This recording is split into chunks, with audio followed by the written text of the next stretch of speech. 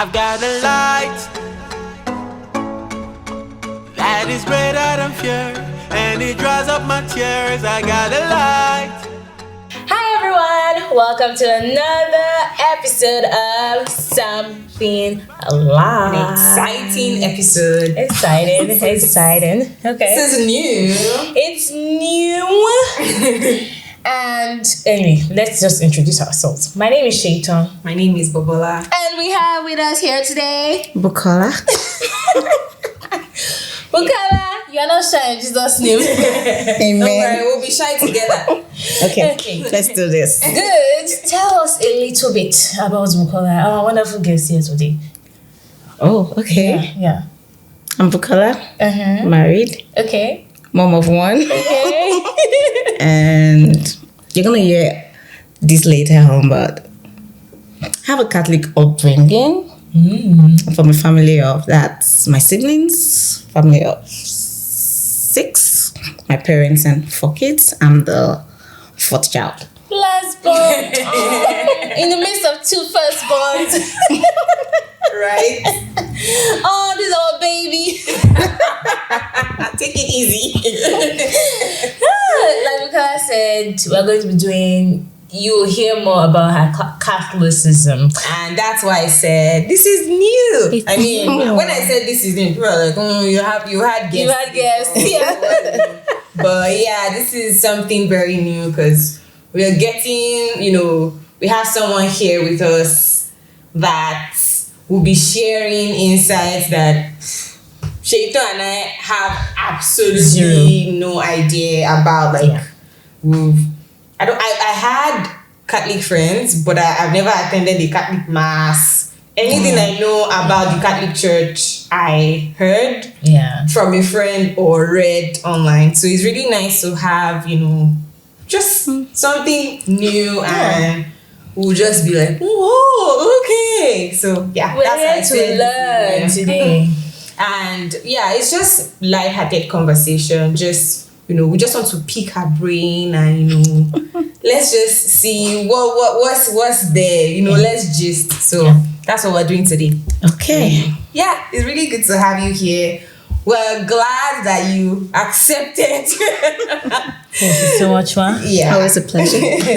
Thank you. So, yes, to get us started. So, like she said, Bukola grew up in the Catholic Church, and she's been, unlike us that, we know about the Catholic Church, we've never been there. She grew up in the Catholic Church and she's been to some other denominations. So, when okay, I attended this Pentecostal church and all of that. So, she kind of has, I guess you could say, more well-rounded. Okay, I've seen a bit of this and that. So, yeah, we'll just be seeing, not compare and contrast, but, how do some things compare? How is this different? What is this really different? Maybe we think something is different and it's really not different. Yeah.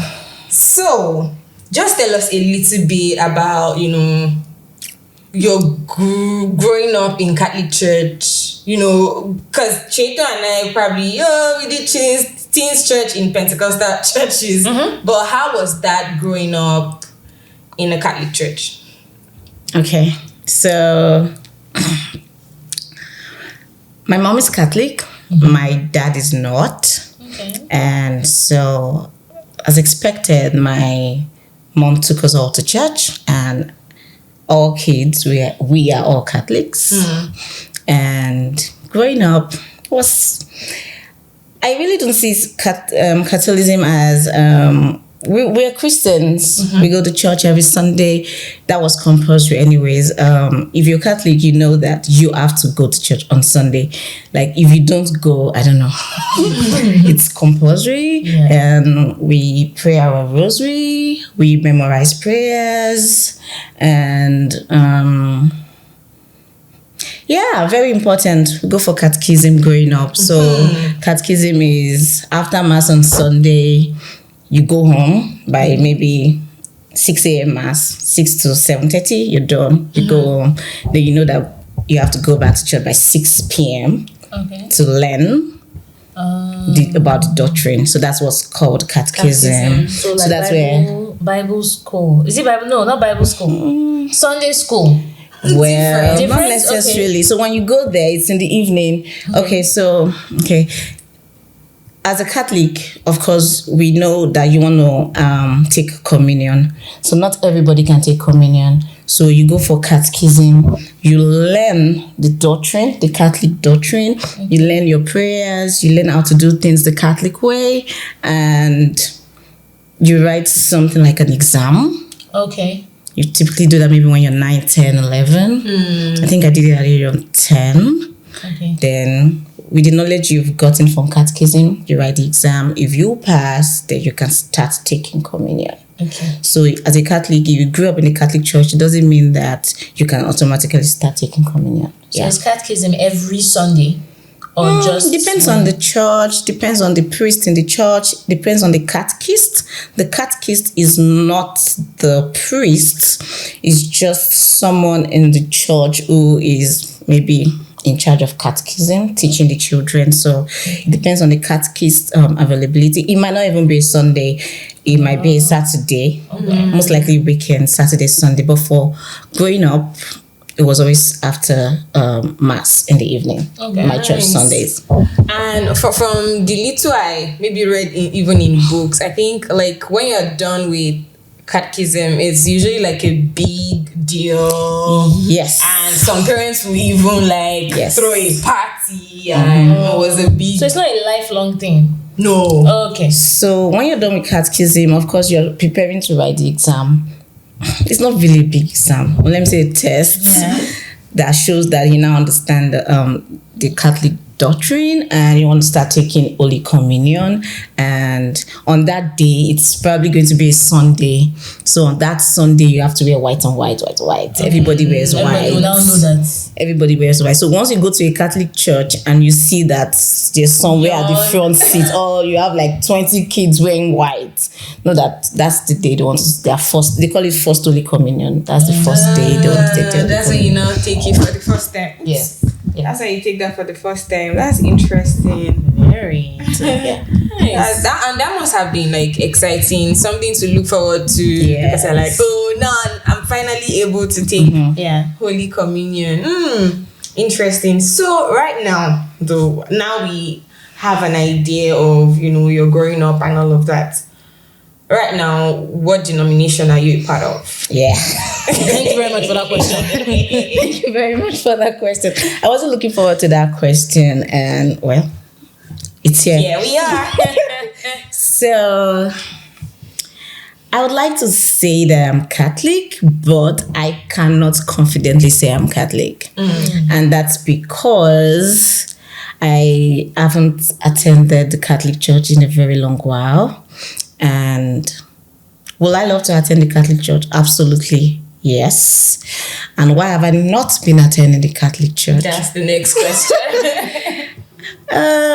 I'll say convenience, or to be specific, I'll say marriage.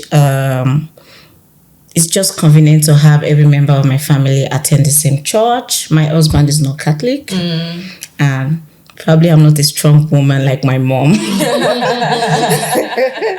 So my husband is not Catholic, and to be very fair, he teases me all the time and says, babe, Catholic church detail. If you want to go, I'll drop you off. Stop using me as excuse and everything. Yeah. So he says that he's very flexible. He's open to me going to my church, just like my dad was with my mom. He's very open to that. But it's just convenient waking up in the morning. Me, my husband, my baby, we all go to the same church. And yeah, so that's it. I would not say I practice is it Pentecostal doctrine? I would not say that. So yeah, but I'm sure you get it. But your current church, you think it's Pentecostal? Yeah, if I'm going to classify that, I'll classify it as Pentecostal. Okay.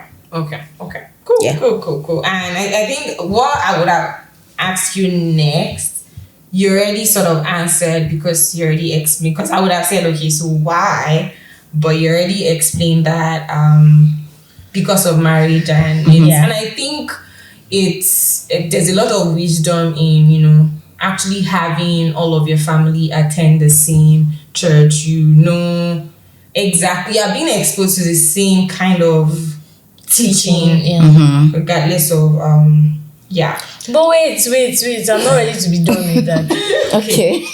I don't know how to put it. Okay. So I know that there are some Pentecostals who attend church. So there's no perfect church. And you may attend that church, you know, maybe you don't 100% vibe with everything that they're teaching, but you are there, and like the basis of your faith really is the same, right?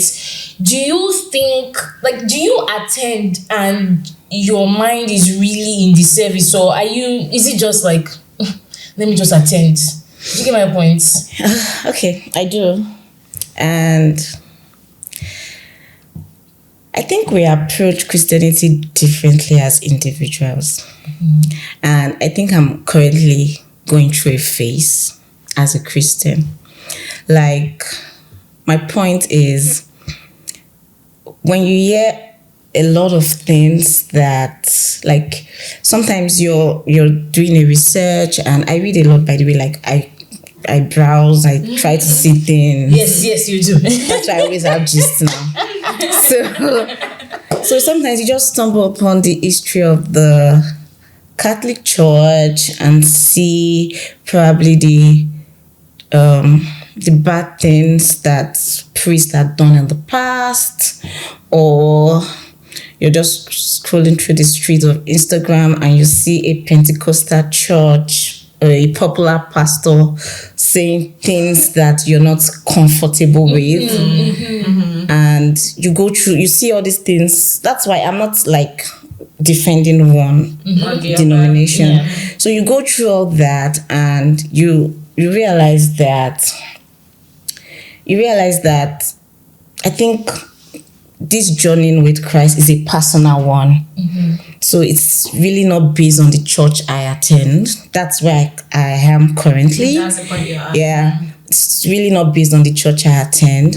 And because of my Catholic upbringing, like I said earlier, you have to actually attend church on Sunday.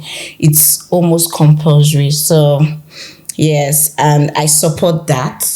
So I attend the church. I extremely love some things that go on in the church. The pastor is preaching. He hasn't said anything offensive. I'm enjoying it. I'm taking some notes.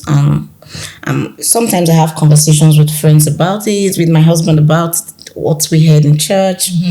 And so I'm not going for the sake of going, but I think being a Christian is not about the church you attend. That's where I am at the Honestly, moment. the reason I ask is I've attended a church before, or even programs where I'm just waiting for it to be done because I don't vibe. Do you get my point? I don't vibe with what's happening there. But I'm here. Let me just sit down and be done. Do you get? So that's kind of where I was going to that question. Yeah.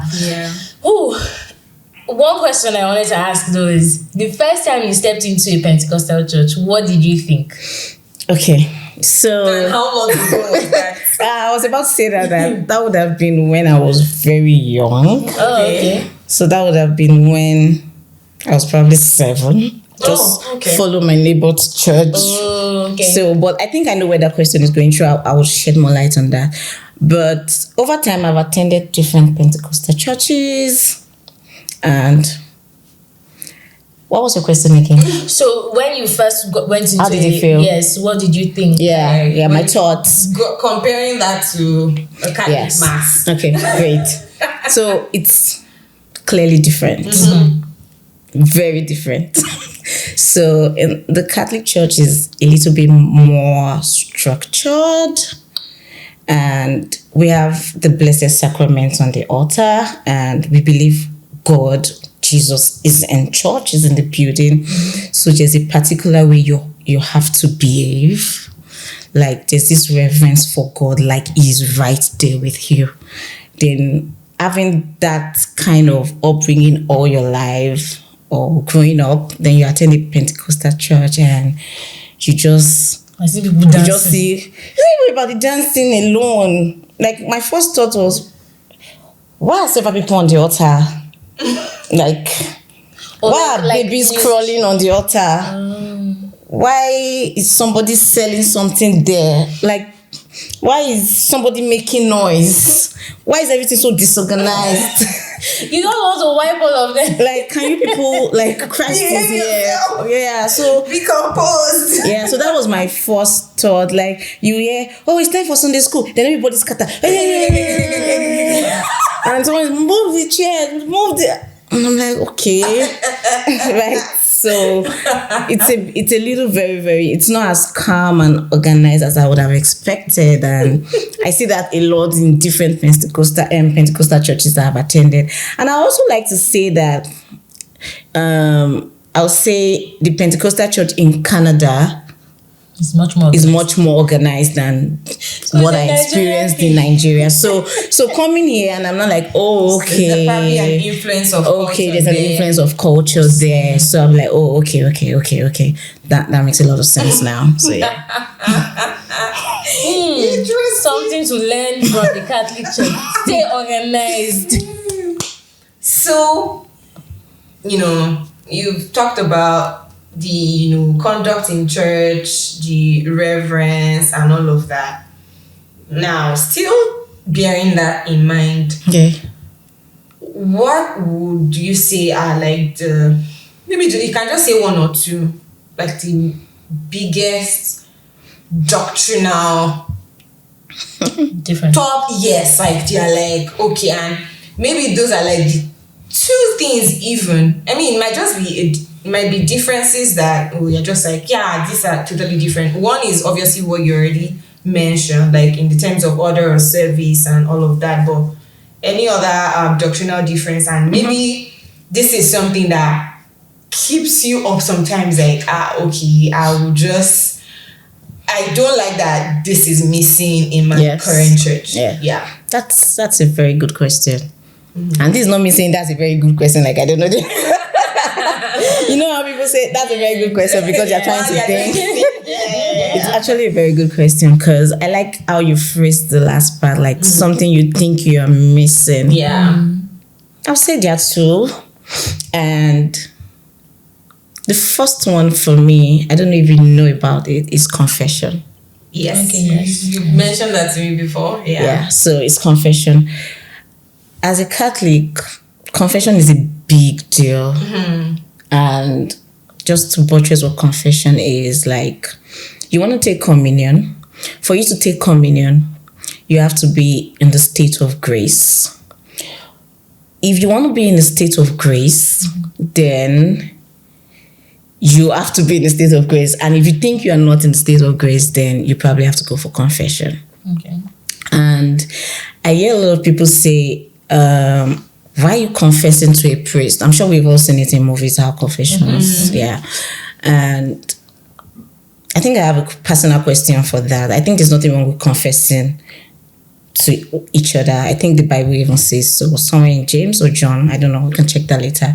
So I don't think there's anything wrong confessing to one another. So by one another now, the priests, because the priest I'm confessing to goes for confession. So it's not like the priest is a god. He goes for confession. So even the Pope would definitely go for confession.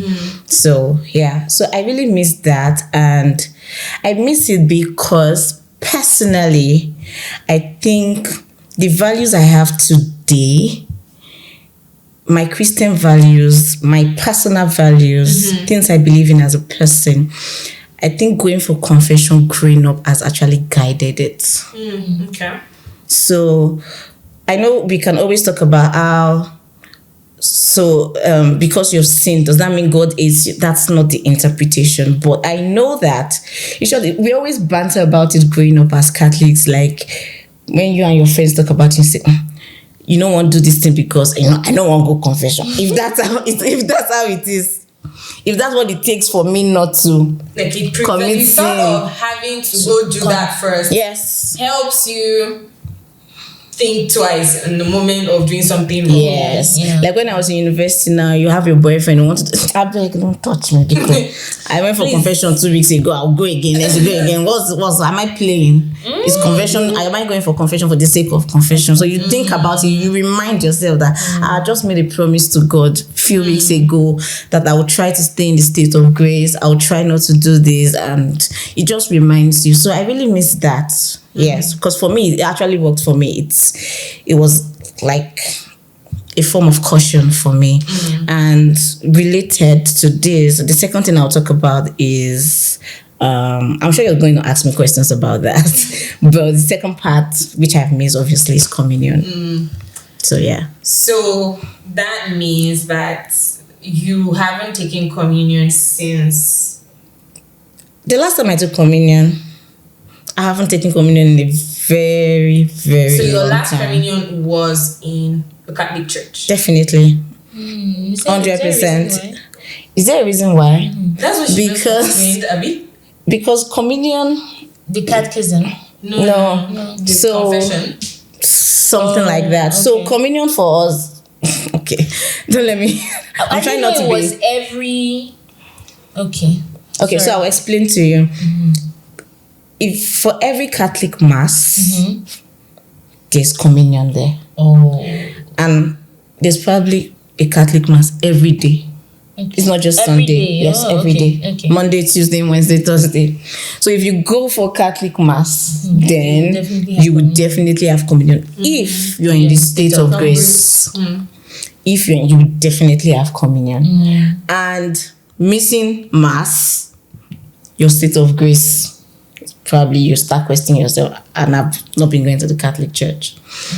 And that's one. Then two, we see communion as, I don't know if that's how you guys see it, but for us, communion is the body and blood of Christ. That is what it is. And that's why you need to be in the state of grace to approach the altar to receive the body and blood of Christ. Yeah, so that is what it is. So it's not vibes. Like, it's not once in 4 months everybody come to the altar, take communion. Like, it's sacred. Like, if you said you've never gone to a Catholic, like, if you see people going to the altar to take communion, you would understand. Because before you even stand up from your seat, you will sit and think. And think about it. Think about maybe how your week has gone. Do you think you're in the state of grace? Do you think your body? Maybe body is the wrong word, but so it's not something. And I don't think the ways I've seen the Pentecostal churches I've attended, the way I see them handle communion, I don't think I see the reverence. I don't think they Understand. understand the importance of what they are holding. Like, this is not just bread and wine for us to break bread and drink wine together. Like, that is the body and blood of Christ. Not anybody should be touching it. In the Catholic Church, like, it's the priest touching it. It makes sure, even if you see the wine, the chalice, right? That's what it's called. It cleans it. Like, you don't want the pieces of Christ. That is symbolic. You don't want the pieces of bread somewhere. That's how it is. So when I see the churches I attend, as the Pentecostal churches I take communion, I'm not comfortable with how the ceremony is being handled. Like, that's Christ up there. It's not vibes. So I've not been comfortable. That's the second reason why I don't think I'll take the communion in a Pentecostal church. Okay, interesting. So now that you've identified at least 2 things, I'm sure there's more, and most of them will probably be, because I think we sort of touched on this topic before, most of them will be around like the liturgies, like just the how things are done, which you already hinted at in the how communion is done and all of that. Now I guess my question would be, how, or did you sometimes think about, okay, what would be the middle ground? Because this is where right now I'm not in the Catholic Church. you already explained to us the why. And the why looks like, okay, because of that, it's not likely that you would, doesn't mean that you can't, but it's not likely that you would be because you want to continue to attend the same church. How can you incorporate some of these things into your current church? You're not going to change the church, but what changes can you make personally to sort of fill that gap, to feel like, okay, yes, I'm not having what exactly I grew up with, but I'm sort of finding a balance in that I'm not just, completely. And I think communion will be a difficult one to go with, but I think an easy one might be the confession. What do you I don't think the confession is an easy one because in the Catholic Church, in as much as I said we can confess to each other, you confess to a priest. Okay. So there's no point going to a priest. Don't let me say there's no point. You can always do that. Like if I'm going to a priest on Saturday, it's always funny because most churches in Nigeria, our confession day is always on Saturday because it's the day before Mass. So I'm going for confession on Saturday, then on Sunday I'm going to a Pentecostal church. Like, okay, why did you do that? So that's it. If they give the communion in the Pentecostal church on Sunday, okay. I thought I talked about if they give. So you already confessed today on Saturday to a priest, and then the next, if you had gone to a Catholic church, the next Sunday, the following Sunday would have been communion service. Definitely. Yes. So I'm saying that what if you confess this Saturday to a priest, and then the next Sunday is communion in a Pentecostal church? Is it the lack of sacredness towards it that would make you not want to take it? So that lack of sacredness, you feel it would be a fall from grace. It's not a fall not being in a state of grace. No. So like I said, I typically always sit it out. I tell myself I'll sit this one out. I don't think I'll go for communion here because I'm not convinced that they treat it as the body of Christ. Yeah, so, like is this something you are open to digging more into? Yeah. This Yeah, I don't think I'm very rigid. If I am rigid, I wouldn't be attending my husband's church, my current church. So yeah, but personally, when I see that, I just tell them every time I see it, like it's just the way when you say my spirit just I think I'll just sit this one out. So that's it. And to answer your question about what's incorporating some of my Catholic values, I think it's not, like I've said earlier, it's not about going to church. Like that's where I am at the moment. Like it's not about the physical church I attend. It's more about the life I live as a Christian. And there's so many things. When you wanted to say the most obvious one was I thought you were going to say this. It's actually praying the rosary. Oh, okay. I pray the rosary. I say my Catholic prayers. We have prayers. So we have prayers, like memorized ones. Like, so it's very, you've not gone to a Catholic church before, I think. Have you? So if you go to a Catholic mass now, like all of us kneel down. We all know when it's time to kneel. Everybody knows. And if you are new, when all of us are standing, you're like, we don't stand. Like, you join me.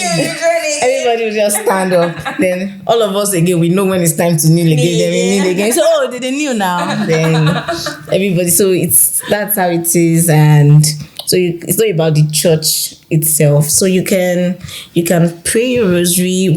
Where I was going through with that was we also have our prayers. So if you attend a Catholic mass, if you're not Catholic, you will most likely be lost because you just see all of us all of a sudden the just say, I confess Almighty God and to you, my brothers and sisters, and everybody's talking and you be like, where is this? Sure, you understand.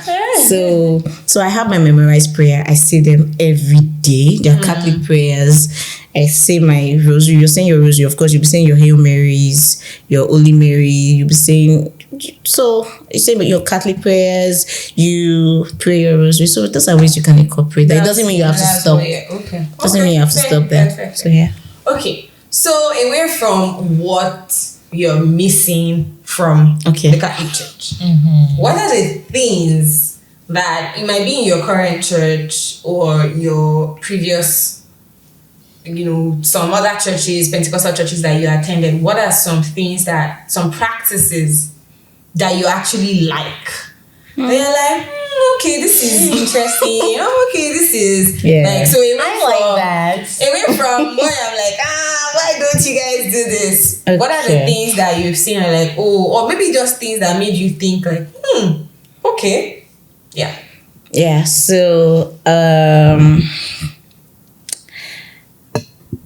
tell me it's hard. It's not. I'm trying not to offend my Catholic brothers. They won't be offended. Let me choose my words. Or sisters. 30 minutes. So it's actually, there's nothing offensive actually. It's just different. Like, so growing up, we have Catholic hymns, and I love Catholic songs. Like, especially the Igbo ones. Like, once you hear the Catholic choristers sing in Igbo, like, you will have goosebumps. Especially if, like, the beat, the music, like, so you just, sometimes I see my sister put it on our WhatsApp status and I'm like, and I know the songs and everything, but I have to give it to the Pentecost. I love their worship sessions.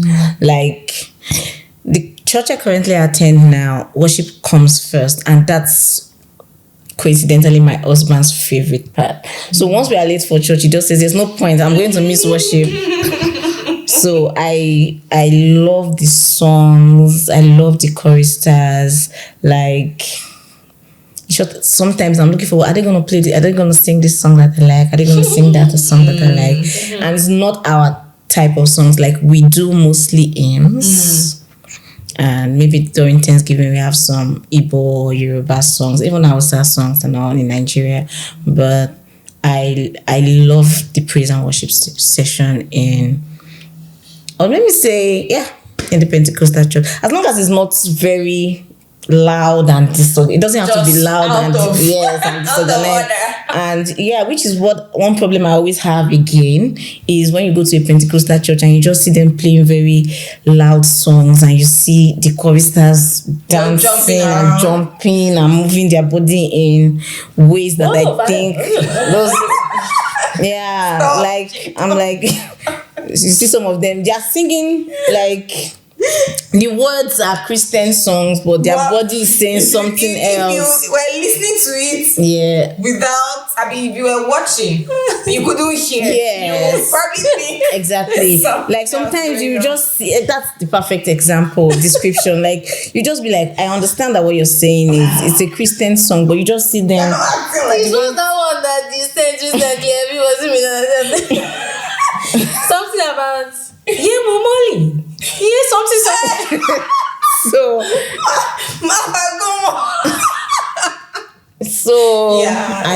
When I see all those songs, I'm like, what's going on here? That's when you hear me say, you see why I just like to just stay in my Catholic church. What's all this? My sister, I see it. And sometimes it comes as if you are judging people. No, we understand. See, we're born Pentecostal. So we feel you on this. That's why I have to put that, as long as it's not the kind of praise and worship that's maybe questionable. Order. I love hymns. Now, what's the difference between Catholic hymns and normal hymns? Yeah. Like, we have like, give me one hymn. Stand up for Jesus. We'll sing that in a Catholic church. What's that song that this wedding procession song? We sing. Is it procession? It's when you're entering the church. If it's even Christmas, like we have Christmas hymns, we have communion hymns, we have our long time ago in Bethlehem. Okay, so just hymns generally, right? So we do. I love hymns. And I love the way they sing those hymns. It's like all this opera kind of Like They it's do- all, they- and then you they be do know how hearing to some deep voices. Yeah. It's always Yes. very. Beautiful. In videos I've Yeah, watched. so- But yeah, interesting. Is there any other one apart from worship? I can't think of anyone. Oh, Okay. We'll take bullet, that. heartbreak. We'll take that. So I think you've sort of answered what would have been my next question, but I'll spin it in a different way.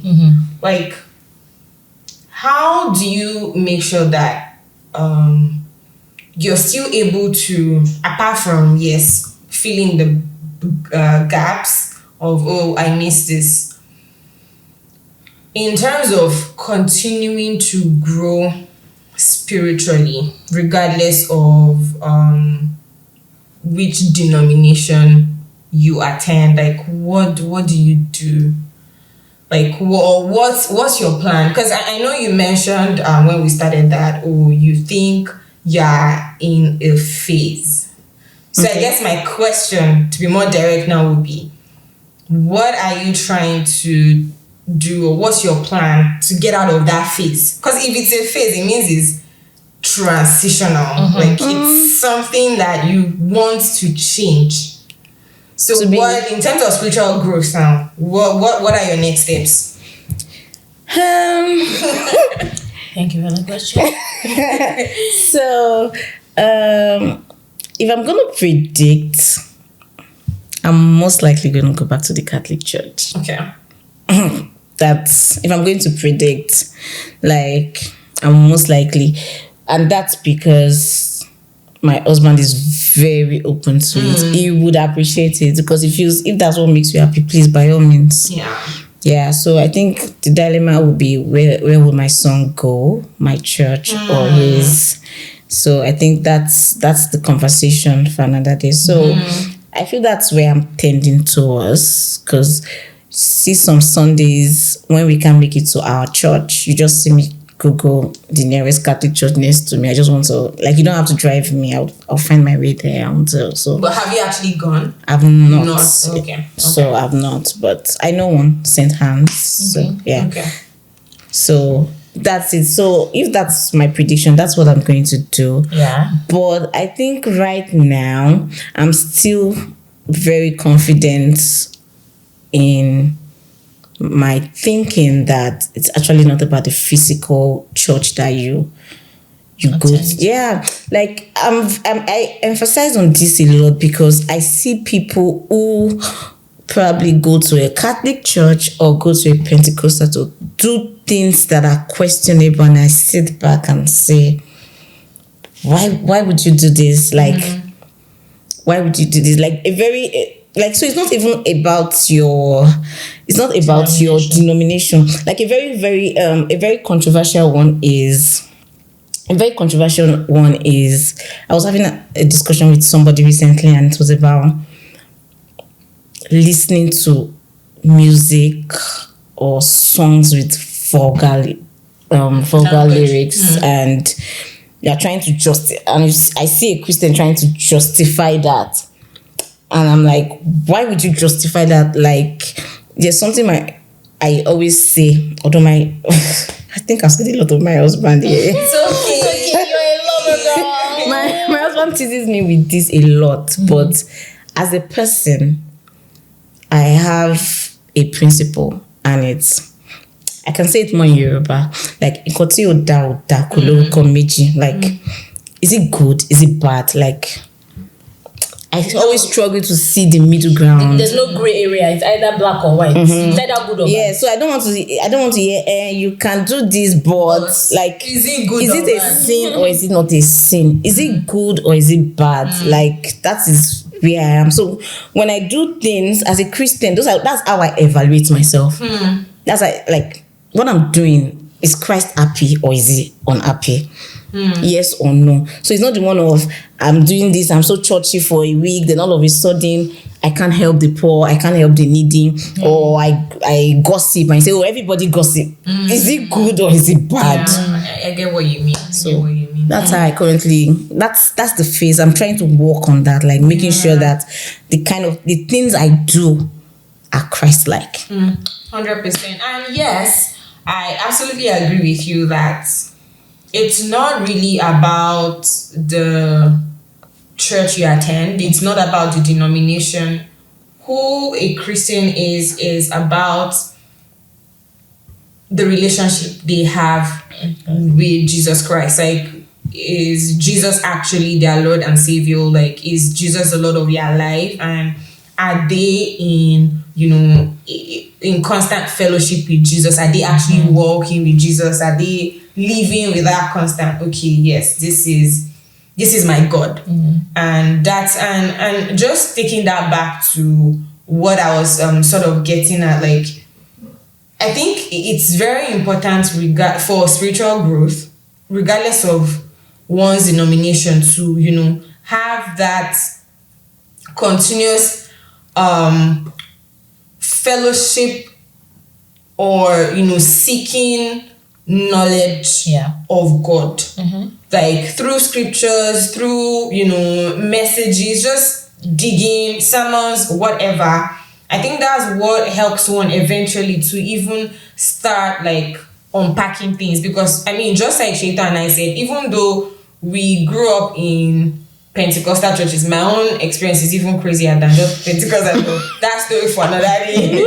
Maybe that needs to be an episode, but we'll think about that if I'm ready to unpack all of that. But yeah, like I've had to, unlearn or see things differently. Like, oh really? Like seeing things even for myself, like regardless of, oh yeah, this is a Pentecostal church. I was born Pentecostal. I'm still able to see like, okay, yeah, I shouldn't be doing that, or I should actually be doing that. For example, one thing that I've gotten a little interested in is actually in terms of liturgies, just having and sort of seeing the wisdom in that, even though I grew up in a Pentecostal church. But that happened just as a result of me being open and actually seeing what was it like if I grew up 5 years after the death of Christ. What would my journey as a believer, what would that have been like if I was born like 100 years after the death of Christ, when you could still talk to a lot of these apostles that actually saw the body of Christ? What would my relationship or reverence for the things of God, what would that have been like? Why should it be any different now? So I guess that's just what I'm just getting at, like being able to get to that point, like regardless of what I've always known, because things that we are born into our environment, they actually shape our perspective on things.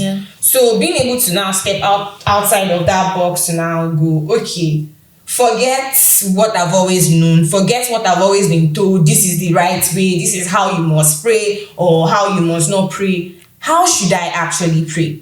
And sort of going back to the basics, like, for example, I've been praying the Lord's Prayer a lot recently. Like, and that mindset for me is just in a way me trying to, and that's not something that is very Pentecostal. Not that we don't pray, we don't believe it's the Lord's Prayer, but like it's just not, we've grown past that, like just pray in the Spirit. That's interesting. Yes, but I personally felt like, okay, let me just simplify it a bit and try to, like I said, try to go back to the basics. What I will find as I'm going to the basics, I don't know, but I'm making myself open to what's exactly in the Bible, not what someone has told me, not what I think people have passed down through, several years, but what is in the Bible, go. And if I take it like that, I know that if I pray the Lord's Prayer, I'm praying.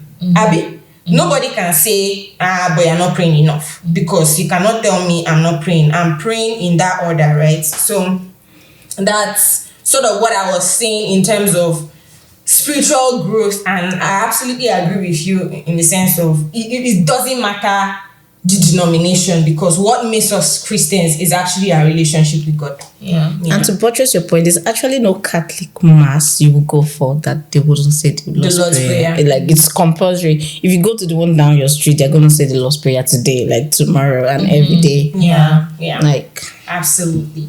Now, sort of getting us to the points, the end points. So there tends to be a lot of, if you're on Twitter, you probably see it a lot of Catholic Church.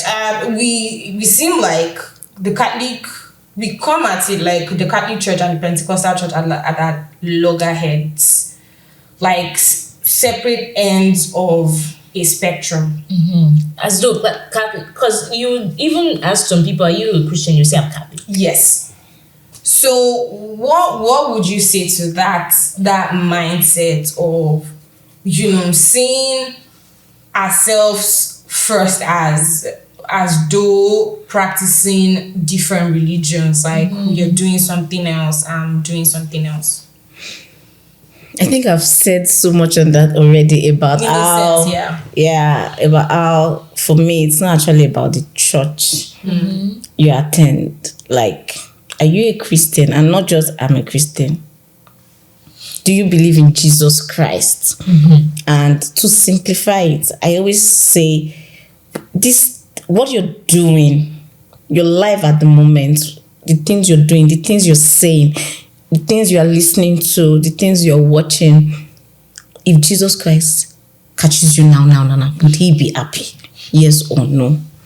So I think it's more about our lives as Christians, and I am not of the party of maybe differentiating and saying I do not appreciate this loggerhead. I do not appreciate maybe Catholics discriminating Pentecostal churches and vice versa. As a matter of fact, I have some. Okay, I was having a discussion with a priest, and a Catholic priest, and this is probably a very sensitive topic, so I wouldn't go deep. But it's about how in the Catholic Church, like, it's a no for you to get divorced. Like, it's 99% unheard of. Like, it's not allowed.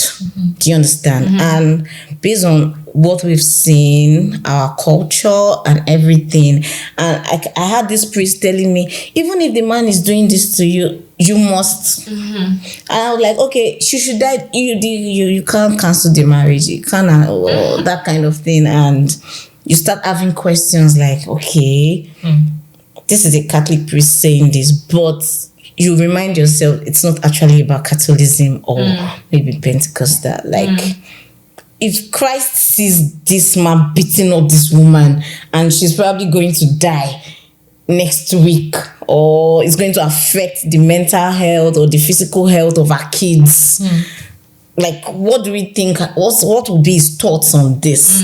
Is it about there's a contract that has been signed and it must, I don't know. So that's why I said I don't want to die. So it's not about maybe Catholics. My point is, even Catholicism, it has some things that I question. I just raise my eyebrow and say, okay, wait, does this align with my values and what I believe in as a Christian, not as a Catholic? So I do not appreciate this comparison. I think we should focus more on being Christians. Absolutely. You heard Focus on Jesus. And I absolutely agree. Like, everyone, see, a perfect world for me would be a world where there were no denominations. See, Let's all just people said it too. Be Christ about sex. Church. Really, like, that would be the perfect this thing for me. But while we don't have that, I think we just have to, have that mindset, and I've accepted that it's not going to happen. So no problem.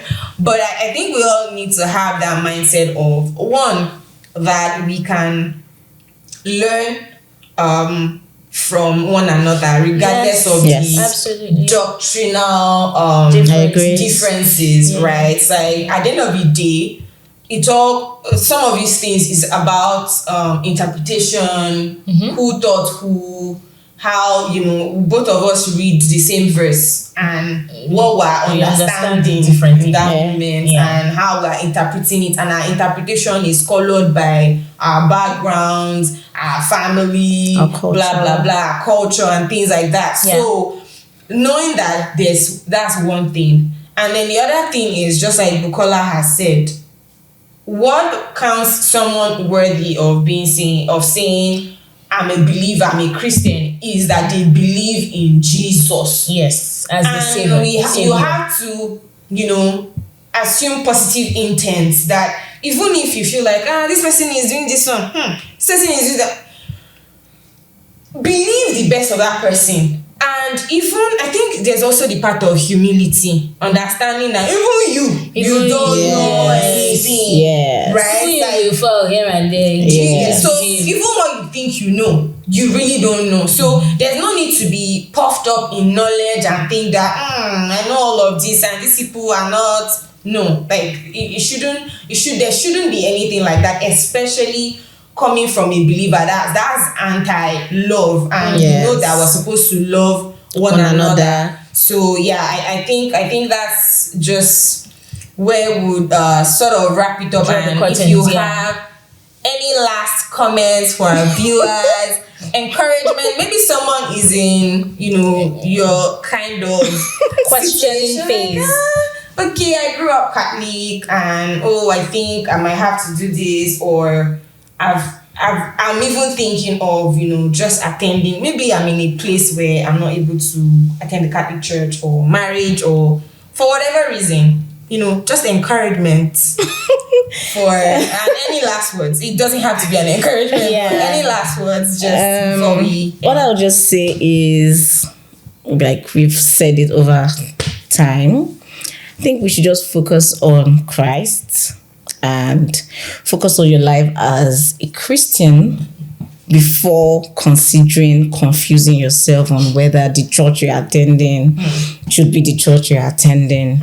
And I think we should focus on Jesus, and like I always say, whatever makes you sleep well at night. If I probably take communion in a Pentecostal church, I will probably not sleep well. So I focus on Christ and do whatever makes me sleep well at night. Nice.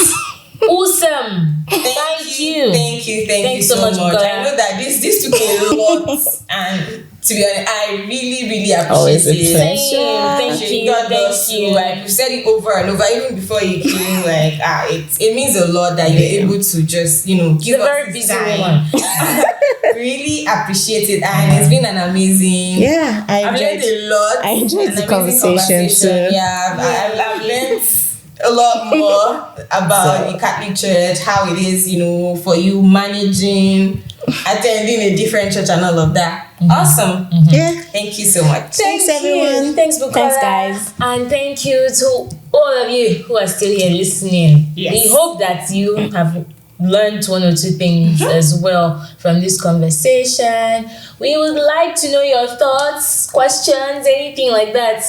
Please leave them on in our comment YouTube page. section. Responding to some questions. Absolutely. Leave them on our YouTube page, Something Light Podcast. Also subscribe if you haven't. If you have any questions that we cannot answer, pass them over to Bukola and she'll answer them. Okay, and if you aren't following us yet on social media, please head on to Twitter, Instagram, and follow us at S_Light Pod. Share this video with Catholics, Pentecostals, everyone around you. Baptist, Methodist, share it, and let's know their thoughts as well. Anyway, thank you again for listening, and thank you Bukola again for coming. You know what we say at the end, right? Let's tell them. Tell me. I thought you were an avid listener. I am actually. Shining as the light that you are. Okay. So we'll say it together. Okay. All right. Don't forget to keep shining like the light that you are. Bye. I'm sure.